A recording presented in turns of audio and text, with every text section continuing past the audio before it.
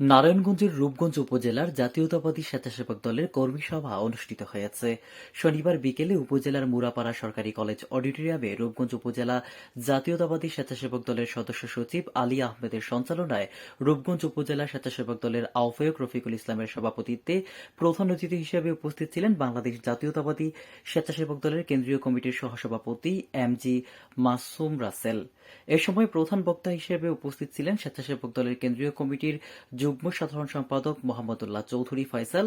বিশেষ বক্তা হিসেবে উপস্থিত ছিলেন বাংলাদেশ জাতীয়তাবাদী স্বেচ্ছাসেবক দলের প্রশিক্ষণ বিষয়ক সম্পাদক এম.আর. গনি মোস্তফা। অনুষ্ঠানের উদ্বোধক হিসেবে উপস্থিত ছিলেন নারায়ণগঞ্জ জেলা স্বেচ্ছাসেবক দলের আহ্বায়ক মাহবুবুর রহমান মাহবুব ও বিশেষ অতিথিদের মধ্যে উপস্থিত ছিলেন বাংলাদেশ জাতীয়তাবাদী স্বেচ্ছাসেবক দলের সহ তথ্য ও প্রযুক্তি বিষয়ক সম্পাদক প্রকৌশলী গোলাম রহমান রাজীব ও নারায়ণগঞ্জ জেলা স্বেচ্ছাসেবক দলের সদস্য সচিব সালাউদ্দিন সালু এবং স্বেচ্ছাসেবক দলের বিভিন্ন স্তরের নেতাকর্মীরা। এই সময় রূপগঞ্জ উপজেলা স্বেচ্ছাসেবক দলের যুগ্ম আহ্বায়ক মোতাহের হোসেন নেতাকর্মীদের নিয়ে অনুষ্ঠানে অংশগ্রহণ করে।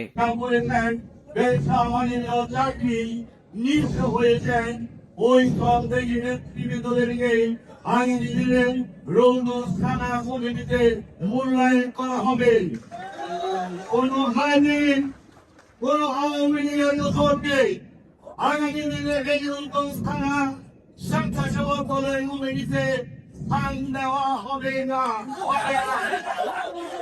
আমি বলতে চাই, এক স্বীকার করেছেন আমরা, ক্ষতিগ্রস্ত হয়েছেন আমরা, নির্যাতিত হয়েছেন আপনারা।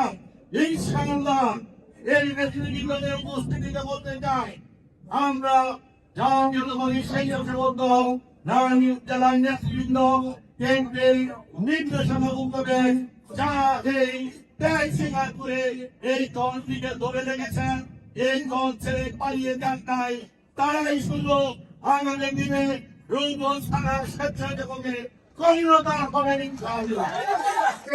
বিগত 17 বছর আমাদের সমাজের নেতৃত্ব দিয়েছেন এবং সহকর্মীদের চালাইছেন। এই খুনি হাসিনা ব্রিটিশদের বিরুদ্ধে তোমার রাজপথে সংগ্রাম করেছে। আমি নারায়ণগঞ্জ জেলার দায়িত্ব প্রাপ্য হয়ে ঢাকা জেলার দায়িত্ব প্রাপ্য হয়ে নারায়ণগঞ্জ জেলার মতামত এসেছি। আমি কিন্তু দেখেছি কারাত্মক আন্দোলন সংগ্রামে ছিলেন,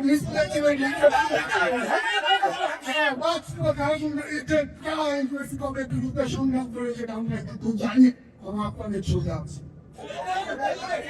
আমরা শ্রেণী নেতৃবৃন্দের কাছ থেকে আমরা আজকে এই কর্মী সমর্পণের কিন্তু বাসাই বলবো, এখানে কোনো ফাইন্যান্সিয়াল চাই দেওয়া হবে না, এখানে এই কর্মীতে কোনো দুর্নীতির চাই দেওয়া হবে না, এখানে কোনো ভাইয়ের তরফ থেকে নেওয়া হবে না।